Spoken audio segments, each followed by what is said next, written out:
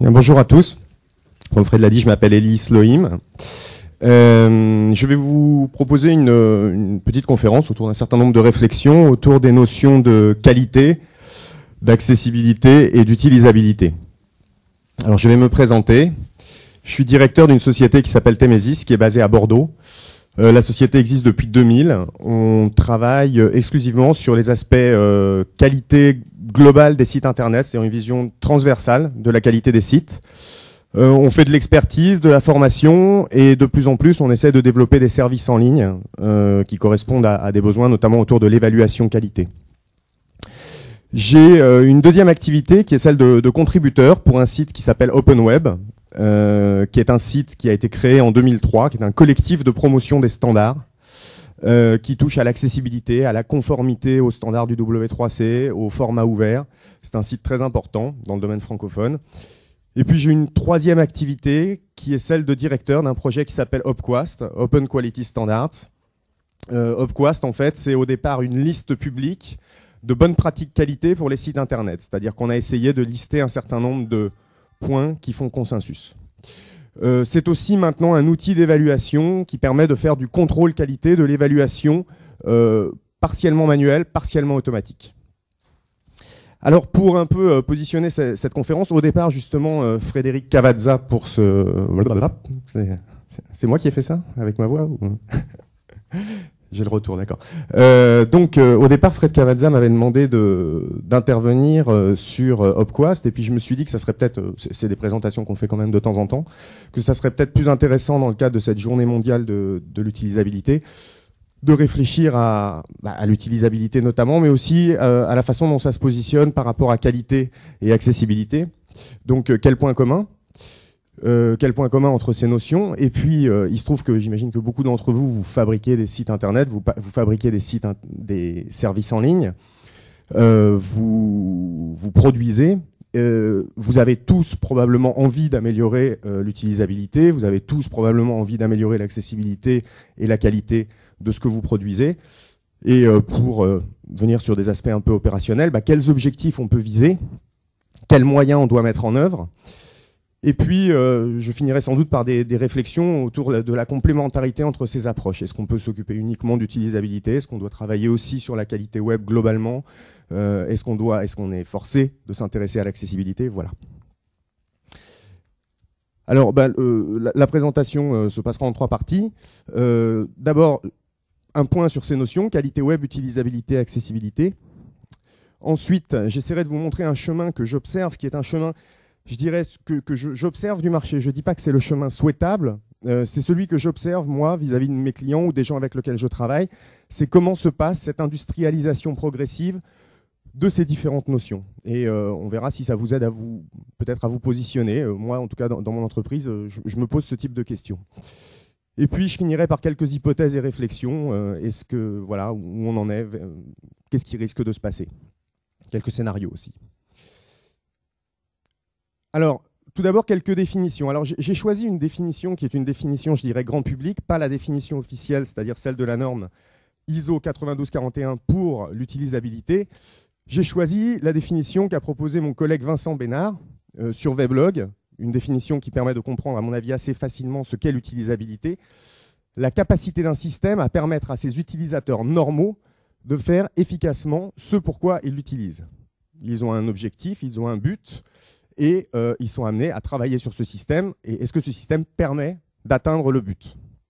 Alors après, ça peut se décliner sur la capacité à comprendre l'état du système, la facilité d'apprentissage, l'utilisation sans fatigue, tout un tas de choses dont on parle pas mal aujourd'hui et qui vont composer une espèce d'expérience utilisateur qui est en fait un élément composite de toutes ces choses-là, et notamment l'émotion dont on a parlé tout à l'heure aussi. Alors ensuite, il y a une autre notion qui est importante et qui est très importante en ce moment, qui s'appelle l'accessibilité web. Alors là, j'ai encore pris une définition que j'ai tronquée, qui est en fait la définition de Tim Berners-Lee. Mettre le web et ses services à la disposition de tous les individus, et cette définition, l'accessibilité universelle, se poursuit en disant, quel que soit leur matériel ou logiciel, leur localisation géographique, leur infrastructure réseau, ou leurs aptitudes physiques ou mentales. Donc on se rend compte un peu que l'accessibilité, en fait, ça pose une question d'accès on ne parle pas d'un groupe d'utilisateurs normaux, on parle de l'accès au-delà de, même avant l'utilisation. Est-ce qu'on peut accéder au produit, simplement? Donc c'est une autre exigence. Alors maintenant, si jamais on rentre encore dans ces questions en passant par une autre notion, un autre concept qui est celui de qualité web, on va tomber sur d'autres exigences. Alors là, moi, je vous propose de dire que la qualité web, c'est l'aptitude d'un service en ligne à satisfaire des exigences implicites ou explicites. Quelles sont? Alors je vous propose un certain nombre d'exigences que j'ai pu collecter et modéliser. Donc c'est un modèle, il est faux, puisque c'est un modèle. J'intègre la visibilité, la perception, la technique, les contenus et les services. Alors visibilité, est-ce que le service en ligne est capable d'être trouvé par ses utilisateurs potentiels avant même qu'ils aient commencé à l'utiliser? Comment est-ce qu'ils le connaissent? Comment est-ce qu'ils sont amenés à le connaître? La perception, comment est-ce qu'ils vont le recevoir? On parlait tout à l'heure de l'emballage, comment est-ce qu'ils le perçoivent dans sa globalité? La technique, est-ce que ça fonctionne? Est-ce que ça fonctionne toujours de la même façon? Les contenus, est-ce que intrinsèquement, quand on produit des services en ligne, est-ce que intrinsèquement, ce qu'il y a dedans a de la valeur? Et les services, c'est tout ce qui va se passer à côté. Tout à l'heure, on parlait de la capacité à faire du feedback par rapport à un certain nombre de produits. C'est un élément majeur de la qualité web ou même de la qualité d'un produit. Est-ce que vous êtes capable de remonter des informations vers celui qui l'a fabriqué? Est-ce que vous êtes capable de faire du feedback? Est-ce que vous allez avoir des délais de réponse corrects? Tout ça va faire partie de l'expérience utilisateur, je dirais, au sens qualité web, une expérience utilisateur élargie, qui intègre des éléments qui dépassent largement pour les services en ligne l'interface. C'est-à-dire avant qu'on soit connecté et également lorsqu'on envoie un email ou qu'on laisse un formulaire de contact. Alors on se retrouve avec des notions, et donc ce sont des portes d'entrée, je dirais, pour l'amélioration. Et on voit très clairement dans cette salle et les gens qui parlent, les portes d'entrée sont libres et complémentaires, et on va voir pourquoi. Alors d'abord, ils ont des objectifs communs et indissociables. Que ce soit la qualité web, l'accessibilité web ou l'utilisabilité, quand on choisit ces portes d'entrée ou ces champs disciplinaires, on s'intéresse aux exigences utilisateurs. Ce sont les exigences qu'on est censé modéliser, comprendre et y répondre afin d'obtenir la satisfaction, et c'est vrai pour les usagers en général et les usagers des services en ligne, pour ce qui concerne qualité web, accessibilité web, utilisabilité web. Ensuite, alors ça c'est du côté des usagers, mais il n'y a pas que les usagers qui ont des problèmes. Qui parmi vous développe des services en ligne? Levez le doigt. Des agences web, des membres d'agences. Vous êtes pas mal quand même. Donc vous avez aussi vos exigences, qui ne sont pas forcément tout à fait les mêmes que celles de vos usagers. C'est aussi, il se trouve que c'est un autre point commun de ces trois portes d'entrée, qualité web, utilisabilité, accessibilité, c'est que ce sont des leviers d'amélioration de la production. On ne va pas seulement travailler sur le fait de remplir des exigences usagers, on va aussi travailler sur le fait d'améliorer nos processus, d'optimiser, de survivre pour certaines agences, enfin pour toutes, pour des agences, des consultants, hein, on a une question, rationaliser les processus, la façon dont on travaille. Donc en fait, pourquoi est-ce que c'est si intéressant? C'est parce que ça nous questionne à la fois sur les besoins usagers et aussi sur la façon dont on fonctionne en interne. Alors, dans notre chemin, donc quand on produit des services en ligne, même quand on est consultant dans ce domaine, on a différents stades de maturité. Alors je me suis posé la question de différentes étapes. Alors selon moi, il n'y a aucun doute, on est en train de s'industrialiser. Ça, pour moi, c'est sûr à 100%, on s'industrialise. Notre secteur s'industrialise. Mais alors comment est-ce qu'il s'industrialise?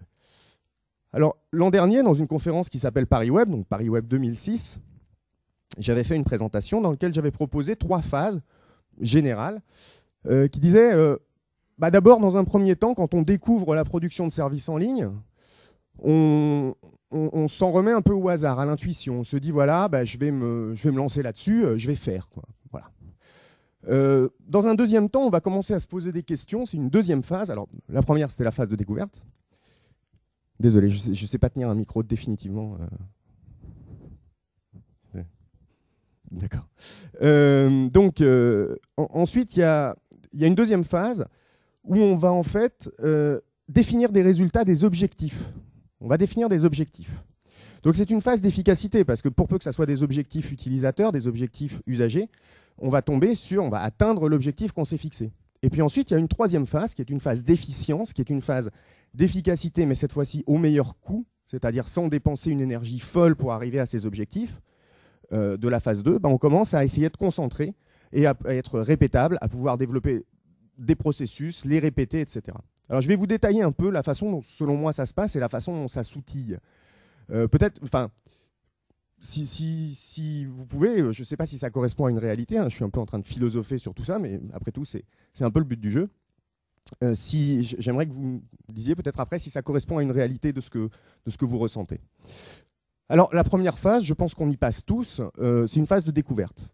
On n'a pas spécialement d'objectif qualité, on n'a pas spécialement d'objectif utilisabilité, hormis très flou, on a envie que ça soit clair, on a envie que ça se navigue bien, bon ok, on ne sait pas en dire beaucoup plus. Et puis on fait quand même, parce qu'on a envie de développer un nouveau service, parce qu'on a envie de développer un site. Voilà. Donc c'est une phase qui est nécessaire, qui est inévitable, on doit y passer. Le succès est parfaitement possible. On peut être amené à développer des sites. Il y a eu des sites qui tombent juste, mais le succès arrive, mais il n'est pas dit qu'il soit totalement maîtrisé. Je pense que vous sentez ça. Hein, on a fait, ça a marché, mais ça aurait pu ne pas marcher. On s'en remet beaucoup au hasard et à l'intuition. Et puis, il y a des risques élevés d'échec, évidemment. On n'est pas du tout dans la maîtrise. Alors ensuite commence la deuxième phase. Deuxième phase d'efficacité, elle commence, selon moi, de mon observation, par la mise en place d'objectifs quantitatifs. On commence à se dire, bon ok, on va faire un site, mais on va faire un site avec un certain nombre d'objectifs quantitatifs, des objectifs en termes de taux de conversion, des objectifs en termes de statistiques, d'audience. On commence à s'intéresser aux grandes tendances, on commence à s'intéresser, on fait de la veille, on commence même éventuellement à institutionnaliser cette fonction veille et on est amené à faire du benchmark, par exemple, de la comparaison, de l'analyse concurrentielle, de la veille sur les champions d'un domaine.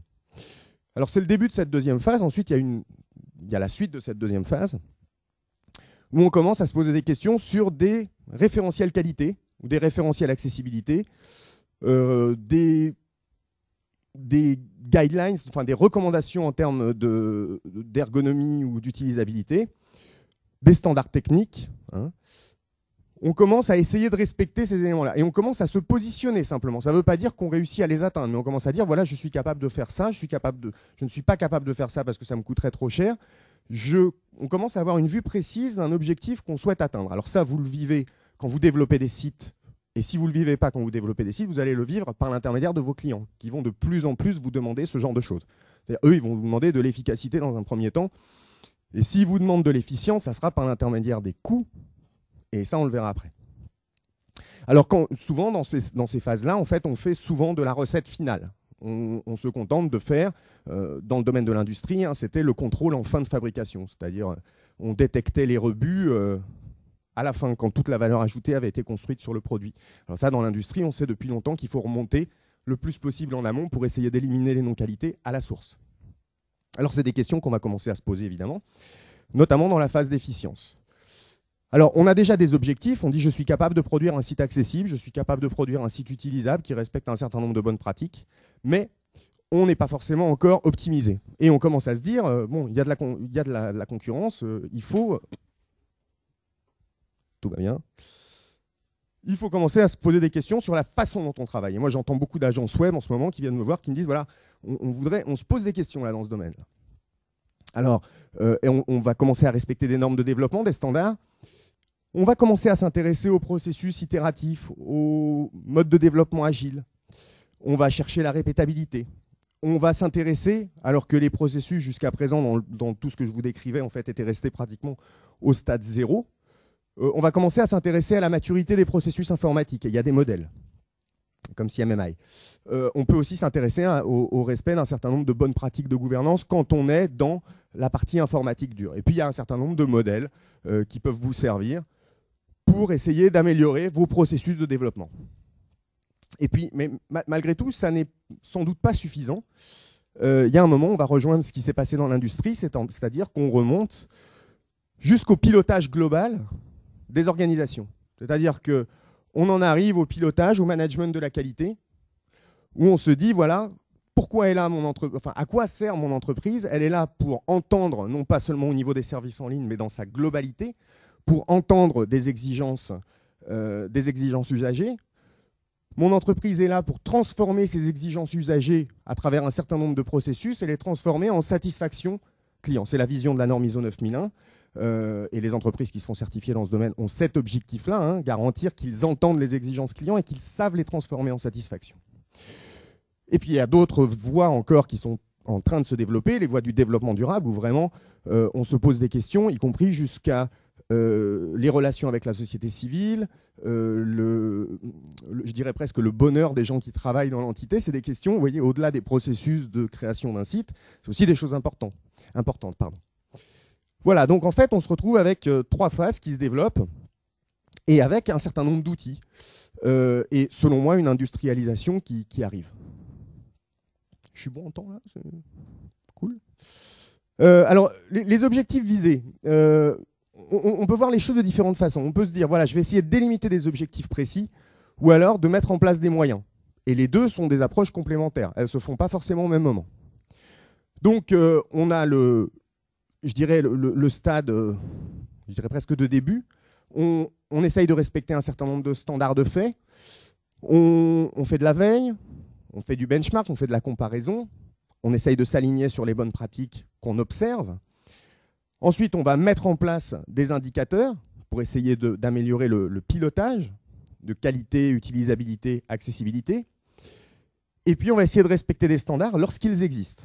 Les standards en termes de résultats. Mais en termes de résultats, il y a peu de standards, notamment dans l'utilisabilité. Dans le domaine de la qualité web, il y en a qui émergent. Dans le domaine de l'accessibilité, on a des standards internationaux. Dans le domaine de l'utilisabilité, au niveau des résultats, quantifier ou atteindre des résultats précis en termes d'utilisabilité, ce n'est pas simple.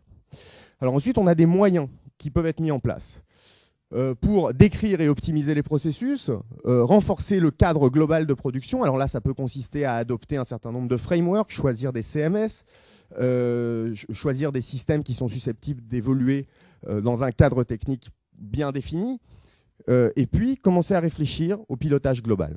Donc en fait, sur ces 5 phases, en fait, vous avez un apprentissage global de tout le monde, hein, et on le voit, enfin moi en tout cas, c'est ce que j'observe dans les agences web, avec une évolution qui tend vers cette industrialisation.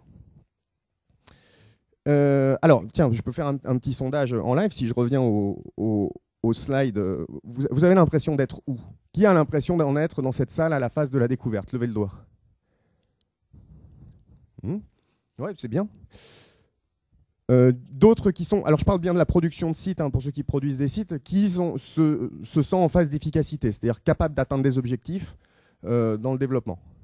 Allez-y, levez le doigt. D'accord? Et qui se sent efficient, qui se sent capable de produire au meilleur coût. D'accord. Bon, ça rejoint à peu près ce que j'observe en général, hein. Moi, je me sens là, même dans mon métier de consultant, hein, je sens encore que je suis capable de faire des choses de manière relativement efficace, mais en termes d'efficience, il y a encore beaucoup de choses à faire. Et ce qui est intéressant, c'est de se dire que ce processus ne se termine jamais. Parce que d'abord, s'il s'arrêtait, il ne se passerait plus rien, quoi. Par exemple, un qualiticien, quand il n'y a pas de défaut, hein, la notion de zéro défaut est un truc scandaleux pour un qualiticien. Le zéro défaut, c'est un objectif. Mais si ça existait, on n'aurait plus de boulot, ça n'irait pas. Voilà. Alors, pour finir, quelques hypothèses et réflexions, à mon avis, sur ces questions de qualité, utilisabilité et accessibilité. Comme je vous dis, en fait, il y a une industrialisation progressive. On n'en est pas au même stade partout. Et chaque agence, chaque centre de production a son propre degré de maturité. Alors, ce que je sens venir, c'est, alors même ça d'ailleurs j'y travaille, l'émergence de référentiels qualité transversaux, c'est-à-dire qu'on puisse avoir des outils en termes de résultats qui puissent nous dire, qui nous fournir des grilles d'évaluation où on sait qu'on a d'un côté l'utilisabilité, que c'est quelque chose de très important, mais de l'autre côté, on a un client qui vient nous dire oui, mais l'accessibilité, c'est aussi très important pour moi. Puis on est sensibilisé à la qualité web, puis on veut s'intéresser au référencement, puis on veut s'intéresser aussi au cadre technique, à l'architecture technique, à l'évolutivité. Toutes ces problématiques, en fait, on ne peut pas les traiter séparément. Donc, très probablement, on aura des référentiels qualité qui couvrent ces différents aspects-là. Suivez attentivement ce qui se passera du côté de la liste Opquast. Nous, on va essayer d'y travailler, c'est-à-dire d'intégrer de plus en plus de choses dans ce domaine.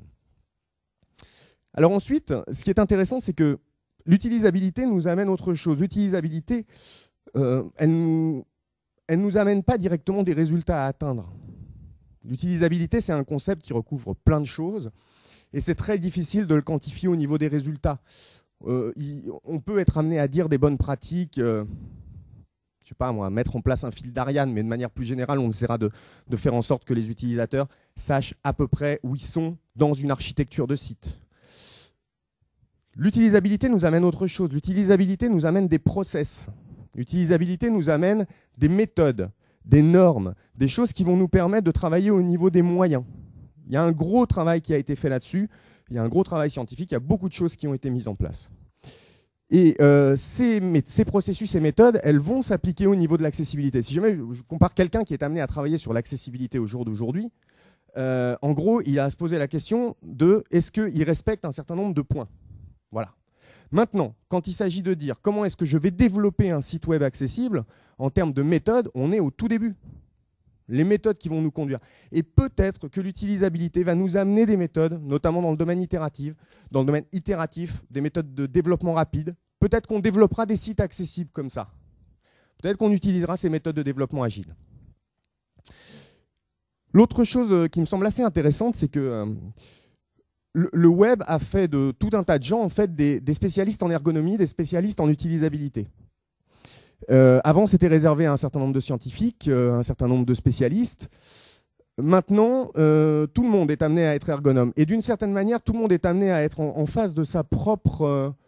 et de plus en plus, pour tous ceux qui produisent eux-mêmes leurs blogs, leurs services, tout le monde est amené à prendre cette culture utilisabilité par l'intermédiaire du web. Je pense qu'on va voir ce qui s'est passé aussi dans le domaine des services publics, ce qui s'est passé dans le domaine de l'e-administration, c'est-à-dire que le web nous amène à réfléchir sur ce qui se passe ailleurs. Tout ce qui se passe sur le Web 2, tout ce qui se passe sur l'utilisabilité, en fait, nous amène à réfléchir à une conception centrée utilisateur, y compris dans des domaines qui n'ont rigoureusement rien à voir avec le web. Donc on se retrouve à développer des approches centrées utilisateurs dans le domaine de l'e-administration, notamment. Deux dernières remarques pour un peu... à la fois que je les ai ajoutées tout à l'heure, l'une pour compléter un peu ce que disait Frédéric Gaillard d'Axence et une chose qui va être, je pense, qui va bien introduire la suite les deux conférences de Guillaume Brachon, Alex Simons. D'abord, effectivement, il faut transgresser les standards. Moi je parle beaucoup des standards, je parle beaucoup de respecter les standards d'accessibilité, mais il y a deux façons d'entendre ce discours. Il y a la façon qui est, oui, de toute façon, voilà un type qui vient nous poser des exigences. Et puis il n'y a plus qu'à les respecter. Deuxième façon de faire, et c'est ça que je veux passer comme message, ce qui est dramatique, ça n'est pas de ne pas respecter un standard. Ce qui est dramatique, c'est de le transgresser de manière inconsciente. C'est-à-dire, on n'est même pas au courant que ça existe. Et je me retrouve à faire des choses qui peuvent tomber bien, qui peuvent tomber mal, mais je ne sais même pas que je suis en train de transgresser une bonne pratique. Alors quand on a des gens qui sont capables, qui connaissent les bonnes pratiques et qui disent « ça, je ne vais pas le faire, je vais essayer de trouver quelque chose d'innovant », voilà pourquoi. Voilà les raisons qui me poussent à le faire, et ensuite je vais essayer de montrer que dans ce cas précis, dans ce contexte, ce que je suis amené à faire, c'est intéressant et je peux transgresser le standard. Ce qui est dramatique, ce sont les gens qui transgressent du standard. Enfin, c'est une fonction nécessaire, l'innovation, c'est quelque chose d'important. Mais l'innovation cadrée, on n'est peut-être pas forcément... Il n'y a pas une spécificité du web qui permettrait d'innover de manière complètement free, complètement libre, alors que dans tout le domaine industriel, on sait très bien maîtriser l'innovation et le fait de transgresser des règles pour en construire de nouvelles. La deuxième chose, c'est que ce dont je vous parlais pour ces phases d'industrialisation et ces phases comment dirais-je, des phases d'industrialisation, découverte, efficacité, efficience, je pense qu'on risque de le retrouver avec le Web 2. Je pense que dans un premier temps, on est en train de se poser la question déjà des tendances. On essaye de faire de la veille, on essaye de faire du benchmark. Mais on ne sait pas encore quels sont les... On n'a pas encore de référentiel. Là, tout à l'heure, on va voir Guillaume qui va nous parler de règles, d'enjeux d'utilisabilité pour les interfaces. On va se poser la question du Web 2, de l'impact sur l'utilisabilité du côté de ce qui est en train de se passer au niveau des réseaux sociaux. Mais on est en pleine recherche. Et je pense qu'on risque d'arriver dans les années à venir à une deuxième phase qui sera celle d'efficacité, c'est-à-dire que bon, il y aura un certain nombre de nouveaux codes qui auront émergé. Et puis peut-être à un moment, d'efficience. Voilà. J'ai terminé. Je vous remercie.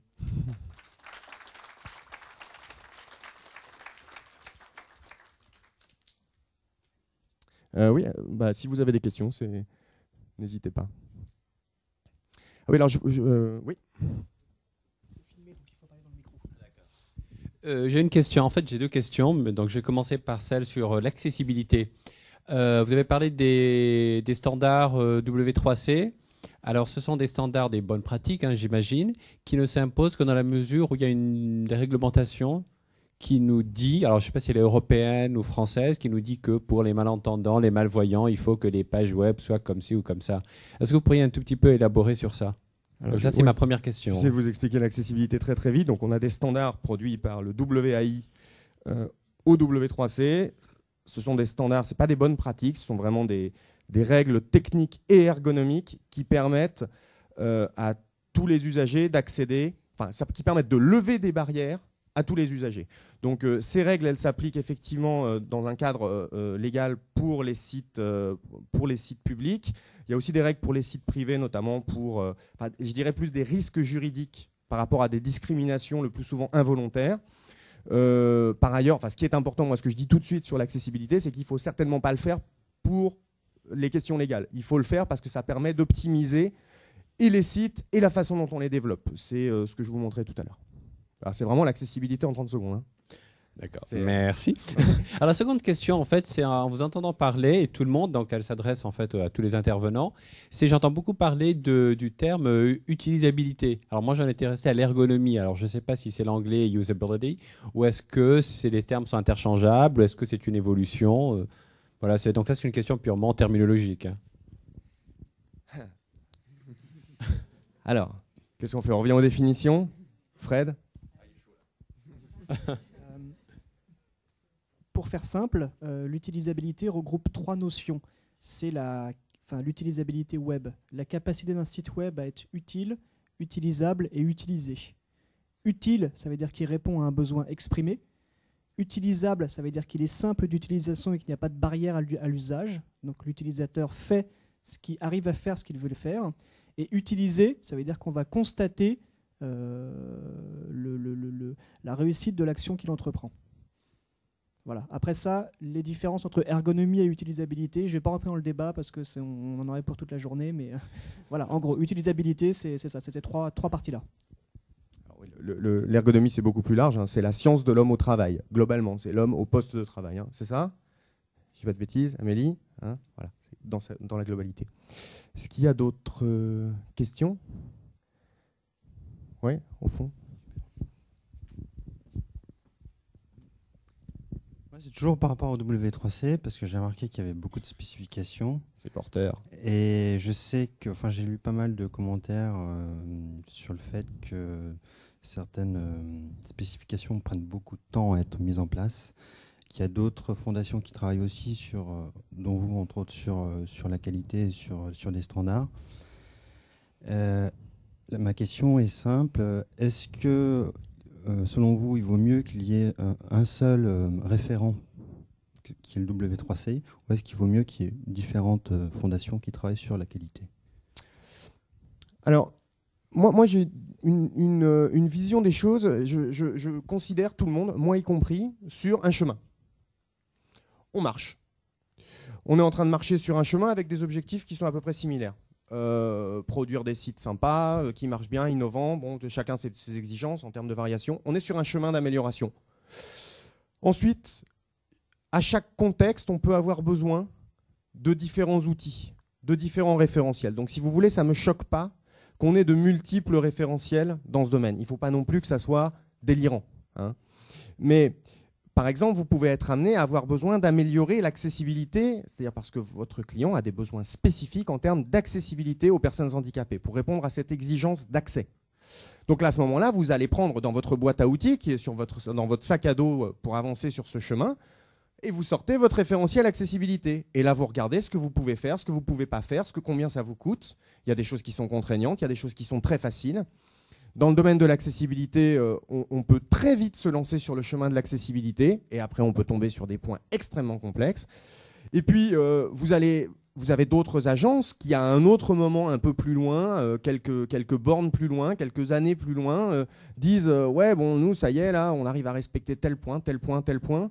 Mais nous, tous les jours, on s'engueule parce qu'il y a des problèmes au niveau machin. Il y a Bidule qui n'a pas fait son truc, il y a le designer qui est parti en live. Bon, on aimerait bien un peu cadrer tout ça. Donc là, vous allez utiliser d'autres référentiels, y compris des référentiels qui ne sont pas forcément dédiés au web, des référentiels qui sont plus dédiés à l'entreprise.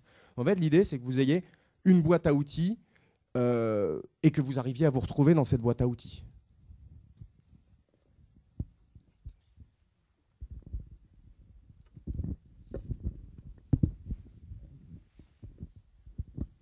Bonjour, j'ai une question. On parle beaucoup d'accessibilité, d'utilisabilité, mais on ne parle pas de business.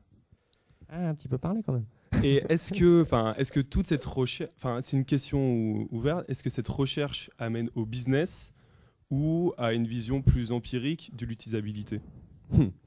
Alors en fait, là, il ne faut pas questionner le marteau, il faut questionner celui qui le tient. C'est-à-dire qu'en fait, vous avez un outil. Là, ces fameux référentiels. Et ces référentiels, vous pouvez vous en servir pour améliorer, travailler sur le développement durable, travailler sur la qualité, travailler sur différents sujets ou travailler sur la marge opérationnelle pour faire cracher ou faire grandir. En fait, ce ne sont que des outils. Il ne faut pas leur prêter plus de capacité intrinsèque à diriger la stratégie de l'entreprise. C'est pour ça que quand je vous disais là, sur cette phase là d'efficience, il y a la maîtrise des processus dans le domaine ergonomique, c'est une chose. Mais après, il y a le pilotage global de l'entreprise. Et là, il se pose des questions de management qu'on ne sait pas traiter dans le domaine de l'utilisabilité web ou du développement de services en ligne. D'accord, mais donc la dimension business rentabilité. Alors économie, ça oui. Voilà, économie, rationalisation, ça c'est vraiment sous-jacent. D'accord. Ouais. Ok. Ouais. Ok, il y a quand même cette dimension qui est prise dans l'outil. Ouais. On ne pourrait pas pousser l'accessibilité web aussi efficacement si on se limitait à cette notion d'accès, par exemple. Ce qui se passe derrière, et l'utilisabilité, je pense que c'est pareil, ce qui se passe derrière, c'est vraiment des sources d'économie, de rationalisation, de maîtrise. Voilà. Ok, merci. Il y a effectivement des pépettes derrière.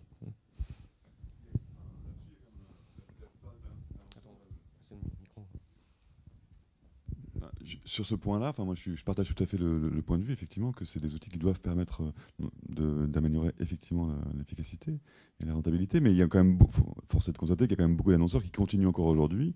Donc il y a encore un besoin d'évangélisation, de vivre, par exemple, alors notamment l'accessibilité en particulier, comme un coût, comme une contrainte. Effectivement, il y a encore du boulot. Il reste du boulot encore pour convaincre qu'au-delà de la contrainte, on peut utiliser ça comme justement un levier d'efficience. Et ce qui est difficile, c'est que il y a une question là. Ce qui est difficile, c'est que là, vous avez des contraintes à court terme. Si cet après-midi, vous dites tiens, je vais aller m'intéresser à un référentiel machin, vous allez passer du temps, donc vous allez coûter. Mais par contre, quand vous allez rentrer en mode opérationnel, vous allez peut-être générer des économies sur plein de choses. Là, voilà, faut venir à des formations sur la qualité web. J'ai le droit de faire un peu de pub ou pas? Ouais, ça y est, bon, ok. J'arrête. Oui. Par rapport à la question sur le business, pour moi, l'accessibilité, quand on suit les recommandations à l'aveugle, on se protège pour le futur de beaucoup de choses. C'est-à-dire que l'accessibilité, c'est une prise électrique. Et si on suit les normes, n'importe qui crée n'importe quel outil, il le branche et boum, ça marche, quoi. Donc si demain on est dans notre voiture et qu'on dit recherche Google Témésis, le système, il est capable de nous lire la page de Témésis. Donc c'est ça aussi, c'est une interopérabilité dans le futur. C'est la capacité aux machines. Je précise, c'est Patricia Gaillot-Lavallée qui a écrit le livre qu'a présenté Fred tout à l'heure, Donne-moi ce que je veux. Il y a aussi Amélie Boucher là, qui sort un livre, Amélie, un livre sur l'ergonomie que je vous conseille. Elle ne l'avait pas vu non plus. Juste un autre point, point de vue business, c'est laisser des clients à la porte en fait. J'imagine, on est devant la Fnac, il y a des gens, et on lui redit non, vous rentrez pas. Ah bon. Non, mais c'est comme si on demandait si le marteau se demande pourquoi il faut planter un clou. En fait, non. C'est directement induit. C'est vraiment directement induit. Mais ce n'est pas intrinsèque. Si vous voulez, ce sont des recommandations techniques, quoi. Mais elles ne sont pas là par hasard. Il y a vraiment cette dimension de répondre à des exigences multiples, à la fois du côté usager et du côté business. On va prendre une dernière question. Bonjour. Bonjour. Je travaille chez un annonceur, pardon, et on a eu beaucoup de problèmes d'accessibilité, d'exigence, en fait, parce que nous, en tant que commanditaire, client, on n'a pas comme exigence d'avoir des sites accessibles. On a besoin d'avoir des exigences fonctionnelles, de faire du business sur notre métier. Et ensuite, on a besoin de conseils où on doit nous dire justement faire des sites. Nous, on sait faire que des sites accessibles, de qualité et donc qui permettent des bonnes utilisabilités. Et je pense que c'est plutôt aux faiseurs, aux marteaux de proposer, de dire on sait faire des choses accessibles, que de dire ok, on va répondre à votre besoin au meilleur coût et au plus rapide. Parce que le problème, c'est ça. Ce que j'entends ici, c'est les exigences du client le client doit demander à avoir un site accessible. Ce qu'il faut, un client n'a pas besoin d'avoir un site accessible. C'est les exigences des usagers, pas des clients. Voilà, mais il y a une petite différence, c'est qu'on travaille, et c'est une spécificité de notre métier, c'est qu'on travaille pour des clients qui ont un certain nombre d'exigences, qui eux-mêmes, leurs clients sont leurs usagers, ont des exigences. C'est une chaîne. Donc on doit les entendre par rebond. C'est bien ce que j'entends, mais il faut bien, en tant qu'intermédiaire entre l'utilisateur et le client, de bien faire remonter tous les problèmes des utilisateurs. Et actuellement, chez l'annonceur, on n'a pas ce retour des utilisateurs. Je travaille dans une très grande entreprise française. Nous, les consultants, on a des consultants à demeure de grosses sociétés de consulting, des Big Four, des très grosses sociétés. On n'a pas cette problématique-là. C'est on sait faire plein de choses, on sait répondre à votre besoin pour beaucoup d'argent, mais jamais en répondant aux besoins de vos utilisateurs qui permettront une bonne satisfaction. Et alors, la question à se poser, c'est savoir où est-ce que vous en êtes sur ce chemin. Je crois que c'est des questions qui sont saines. Et chacun a sa propre réponse, et c'est pas critiquable en plus. Non, mais il y a une évolution à faire dans les mentalités de chacun, à faire, et je pense que c'est là l'industrialisation en 2007 des processus, et ce qu'on va arriver à la maturité, je pense, du web, ça sera là, ici. Juste une dernière chose, j'insiste bien, parce qu'il y avait Patricia donc, qui a un livre qui est vraiment intéressant, Amélie qui a un livre qui va sortir là, incessamment sous peu sur l'ergonomie web, et il y a aussi un blog qui me semble très intéressant que j'ai découvert il y a peu de temps qui s'appelle Quality Street. La personne je sais qu'elle est dans la salle mais je la connais pas, enfin je crois qu'elle est dans la salle, qualitystreet.fr où sur la partie ergonomie, méthode agile, c'est sans doute là qu'il faudra regarder dans les années à venir. D'accord. On va enchaîner sur la dernière présentation. Je pense que le témoignage qu'on a entendu là est vraiment très important de la part d'un représentant d'une grande société ou marque française. Donc si je reformule les propos qui ont été énoncés, c'est de dire l'utilisabilité, l'accessibilité, ce n'est pas qu'une option dans un site web. Les utilisateurs la réclament, mais les annonceurs n'entendent pas forcément ce besoin. C'est la responsabilité de chacun, des consultants, de ceux qui font, de ceux qui contrôlent le travail, de ce qui a été fait, de s'assurer que les normes d'accessibilité, d'utilisabilité, normes et bonnes pratiques sont bien là. Si je résume les propos, c'est bien ça. D'accord. Donc c'est la responsabilité de chacun et voilà, ce n'est pas qu'une option. Je passe la main maintenant.